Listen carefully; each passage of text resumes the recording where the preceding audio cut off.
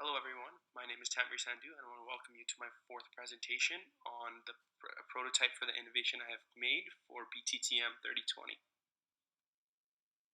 So let's start off with an agenda. We'll start off with the problem, then my solution for that problem, alternate solutions that I came across, tactics of innovations, and then the conclusion. The problem that I found was to do with automated vacuum bases. So an automated vacuum is a vacuum that vacuums by itself. So I have a Roomba in my home, and it seems to the base slides around quite a bit when it's trying to dock. So after doing some research, I came across a couple people, including the one that you see on screen here, that the Roomba dock seems to move around. The solution that I came up with for the problem was a two-piece steel mounting bracket. So one of the pieces is a collar, which you can see in the bottom left of the image.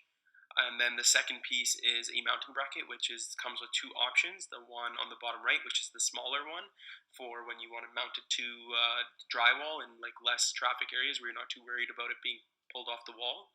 And the second one is for high traffic areas, such as a hallway where people are walking by and someone has the chance of tripping up on it. You can put in the larger bracket that is, the bolts are spaced at 16 inches, so it can be mounted on the studs, and therefore it will not be pulled out of the wall.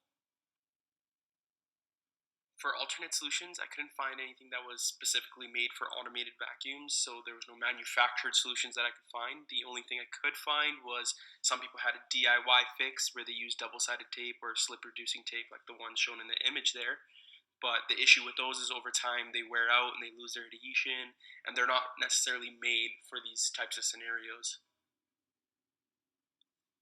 Now on to tactics of innovation. So we'll start off with upside yes, downside no. So the upsides of this innovation is that the base will no longer be able to slide, and it will also reduce possible scratches on hardwood. If you place the base on hardwood, if it's moving around too much, the plastic could actually scratch your finish.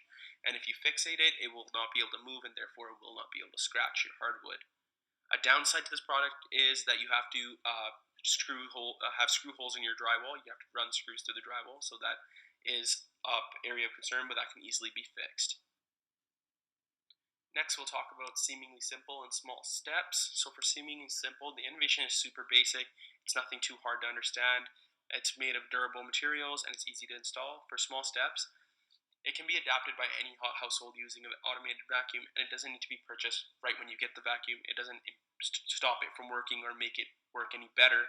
It just is used for situations where you find that the vacuum may be sliding around. So next we'll talk about clear message and compatible fit. So for clear message, we don't use any special language or any jargon when we're discussing the innovation, so it's super easy to understand, and most people use the same language on a daily basis. For compatible fit, the innovation is an add-on to the existing vacuum. It requires no adjustments by the users. Once it's installed, you can just forget about it. It just makes your life that much easier. So the next tactic of innovation we'll be discussing is credible messenger and reliable performance.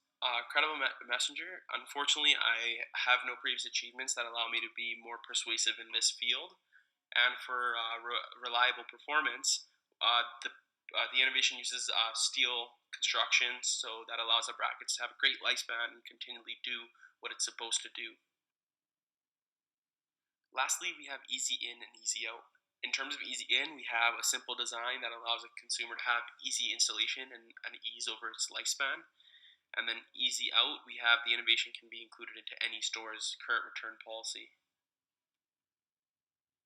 And that brings us to the end of the presentation. I would like to conclude with a link to a video of my innovation, a demo of it.